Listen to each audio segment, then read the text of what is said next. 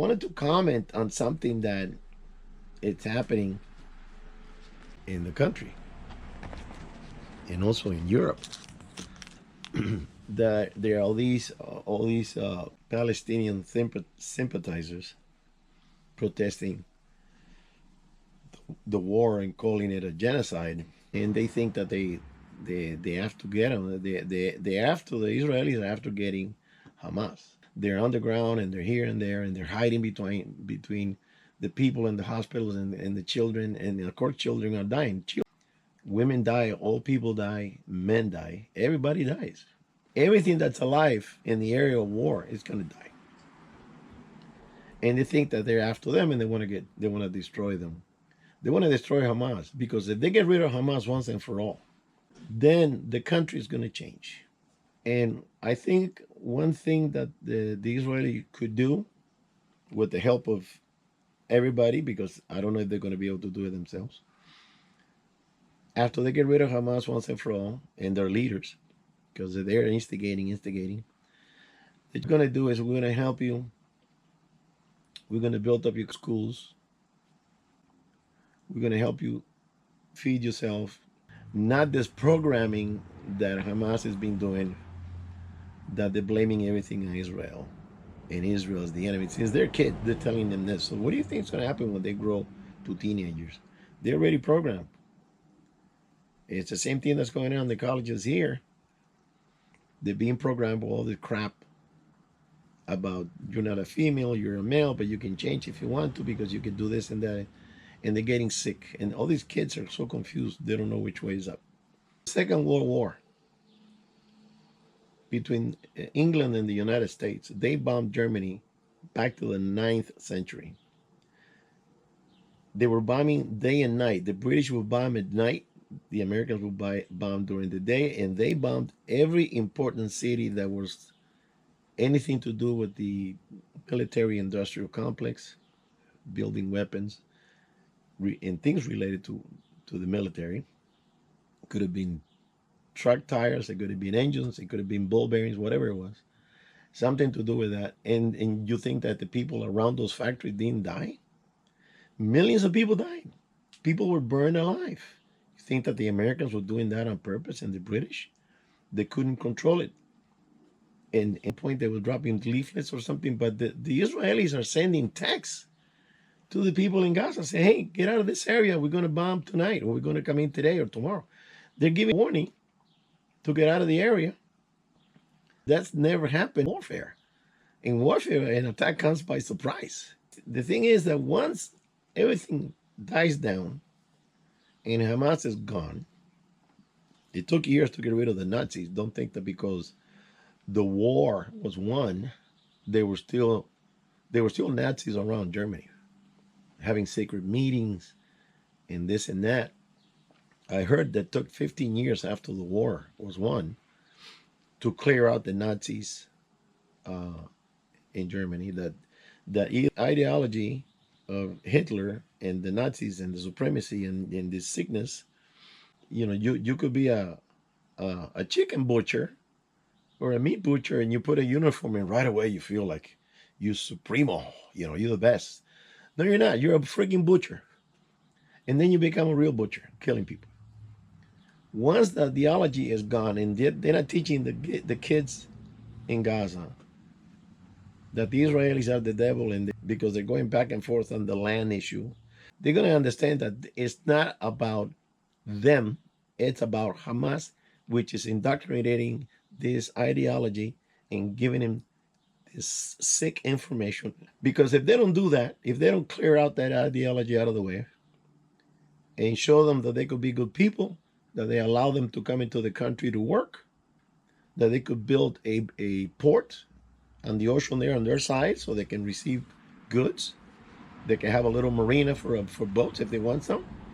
It's a small country. It's only 26 miles long, I think I measured one time. Once that's done, then if you don't have somebody instigating and make you hate people, because Israel's not going to disappear, you're not going to disappear. You just have to get along. You don't have to kiss their ass. You don't have to love them. but you don't have to be constantly fighting, fighting, fighting. So I talked to a Jewish jeweler. And I said, listen, let me ask you this. Why is it that nobody wants these people, the Palestinians? And he started telling me stuff. He goes, well, they're in Turkey. Turkey kicked them out. They were doing a lot of troublesome things. I don't know exactly what they were doing there, but they were in Egypt. They don't want them. They're in Lebanon. They don't want them.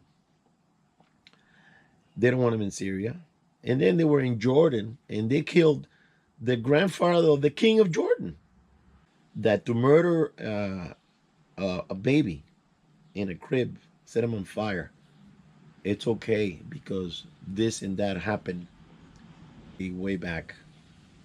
To cut the belly open on a woman with a baby and drag it out and kill it. If you're at war, you fight an army. You don't fight the people of the country. You fight the army of the country. To murder innocent people, it goes both ways. The mentality has to change for the country and to change. And who's causing most of the problem via control? The Iranians come to mind. That they're sending weapons and they're sending spies and they're sending generals disguised as diplomats, and they're conducting missions behind the scenes, and it's just to create more problems. I've had Lebanese friends. I still do. I've known Palestinians. They have businesses. I've known Jewish people. I had neighbors here from Syria. No problem. Why? Because they don't have that mentality here. It's over there. And why they have the mentality over there? Because over there they're getting the doctrine, that programming. Kill, kill. Well, of course you're gonna get up one day and lose it. You're being controlled by the people above you with ideology and hatred, which is not gonna get you anywhere. You can live in the world if you're at peace with everybody. So I suggest those people, if you're pro or think what you're supporting, because like like one guy, I don't remember who said this. He said all these gay and lesbians that they're pro Hamas. They don't know that if they go there, they're gonna be hanging from a crane, or they're gonna throw you out of a building, because they don't put up with shit like that. You being gay and lesbian and trans and whatever, because over here, because you got the freedom. Over there, you can even talk about it. In Iran, they hung gays from a crane. They'll tie them up, hook them to the crane, and raise them up and leave them hanging there for a day. Very common. But if you think you're gonna go over there and they're gonna accept you, boy, are you dreaming.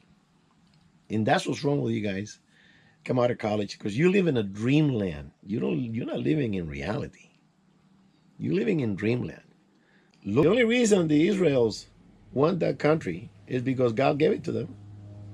But God said, and this is what I say, if two children are fighting over one toy, no, it's mine, no, it's mine, give it to me, it's mine. Somebody, an adult, should step in and say, hey, that toy is for him. Give it to him. So when God gave the land to the Israelites, they should have said to the other people there, because they weren't called Palestinians, they were just tribes people. They should have said, step aside, this land is for the Israelis. So then you live there. Here comes a bunch of people you've never seen before. And they come up and say, hey, yeah, by the way, God told me that this area, it's mine. It's for us. And that's where the whole problem started. Now they're fighting. Like I said, it's two dogs fighting over one bone.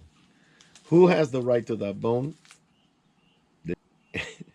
And I saw this guy online. He said something so funny. He says, imagine God shows up to the Israeli. He goes, hey, okay, by the way, I want to give everybody else this area, this desert, which has oil. And I'm going to give you this area, which is all rocks. And then when you're done settling in, you have to start cutting all your foreskin of your penises with a sharp rock. And I could imagine. You say what? What do you want me to do? You give me this piece of rock over here, now you want me to cut my thing off here? If you look at Israel, it's just stone. There was nothing growing there for centuries. I mean, yeah, some olive trees, and who lives on olives alone? I mean, you have to work the earth like they did when they went back in the 40s, and they invented the drip irrigation system, and they made things grow. And now it's a lot better, 10 times better than what it was before. They got orange groves and lemons and everything. But when they first got it, it was nothing. It was barren. Why is that for them? Why is that particular land for them? Because when the Israelis got there was nobody living in the mountains. Everybody's by the coast, because you got the ocean. You can get fish. You can eat fish. Grow whatever you could grow, and raise your sheep and all that stuff. But there was nothing plentiful. So I say, somebody's going to give you a piece of land. Give me the best piece of land around. There's nothing there. Now, if you go up to Lebanon, well, hell, they have the big trees and they have the coast, rich valleys, and okay, that's a nice piece of land, but they didn't get that. They got the one with nothing on it, and now you got to ask yourself why. So, but they say, oh no, God gave us this. He gave you something to do there, but He didn't say, this rich land I saved for you.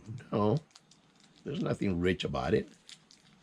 Every picture you look in Israel is barren. Is that a gift? What was so important about that area? There was an importance that is not mentioned on the Bible.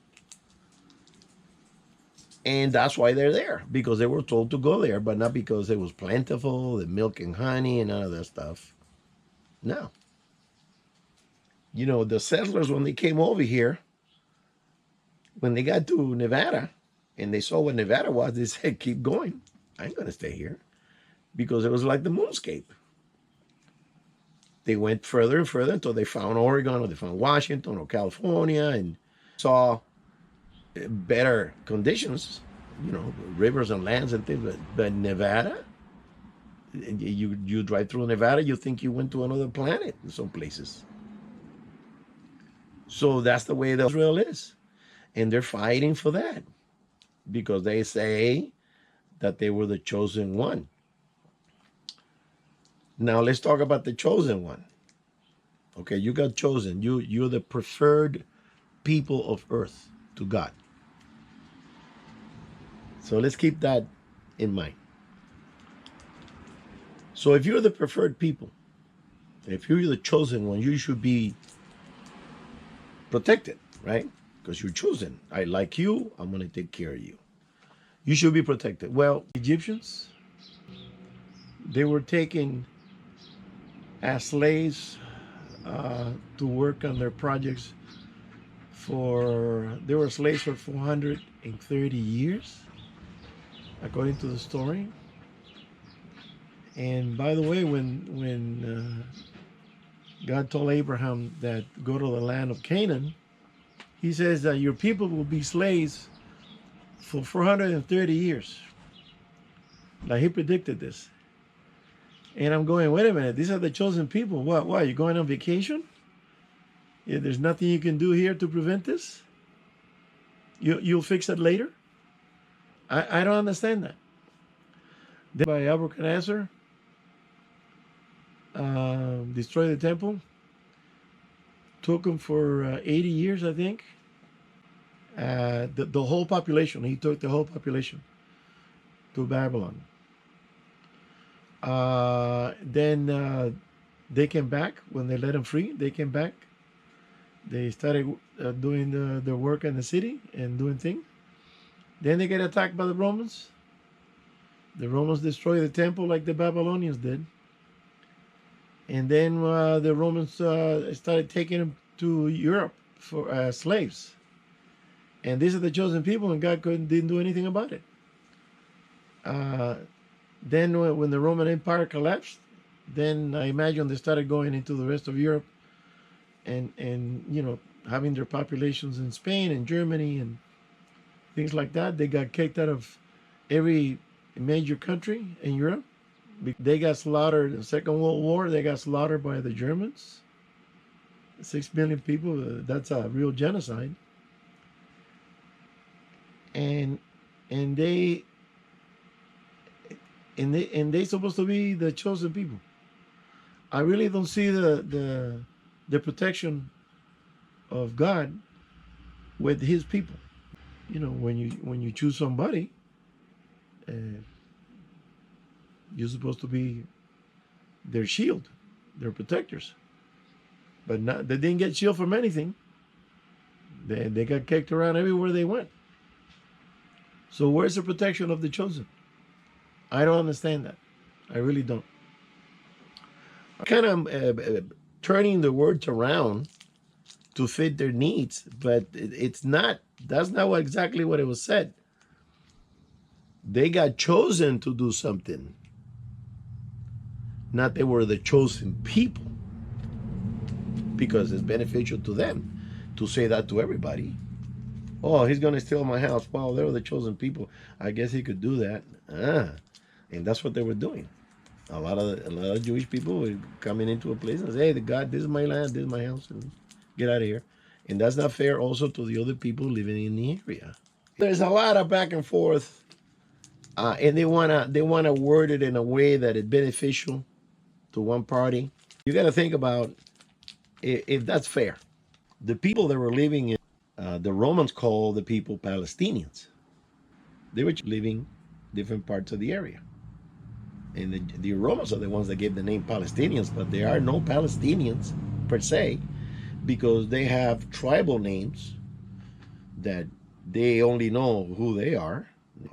Hamas and Hezbollah, those are tribes. And the same thing with the Indians. Yeah, they're all Indians, right? Natives. I know that Columbus thought he landed in India. He was wrong. But the natives, they had different names. The Arikara and the Cree, Shoshone, and everybody had a different clan, a different tribe. Same thing over there. It wasn't a country.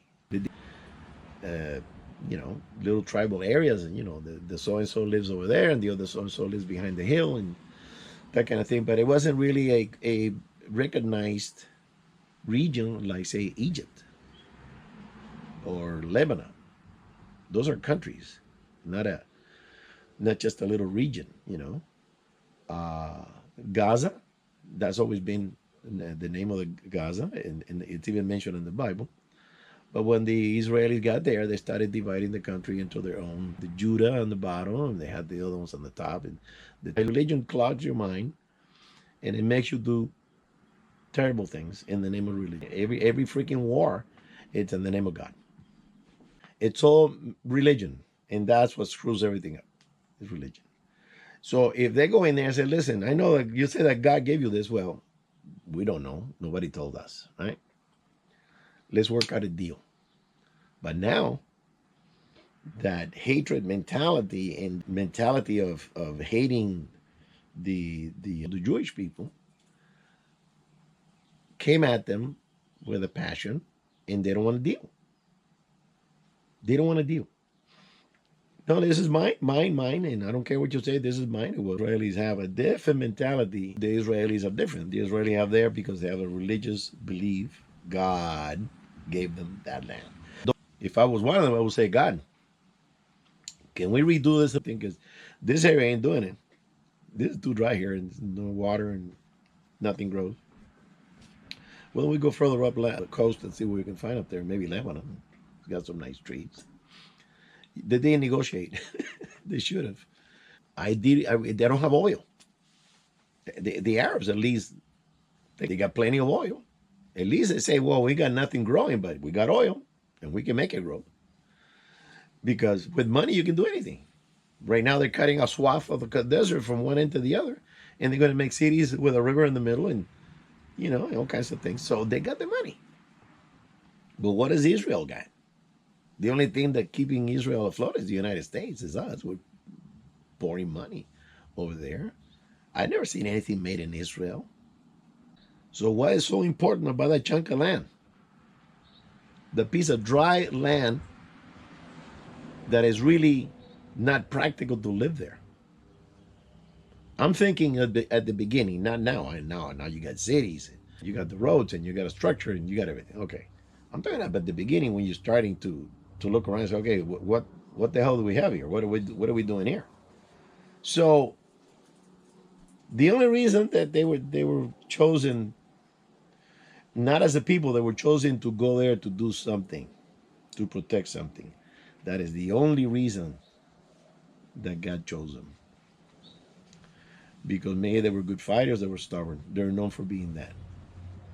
Other than that, I just don't see any practical reason for a population to leave where they were, which most of them were living in Iraq, Babylonia, in Ur, one of the first cities, move across the desert to end up, but it's pretty barren land. Where's the preference of being selected as the chosen?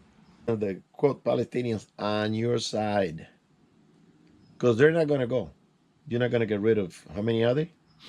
2.5 million people, something like that. If you kill them all, then that's genocide.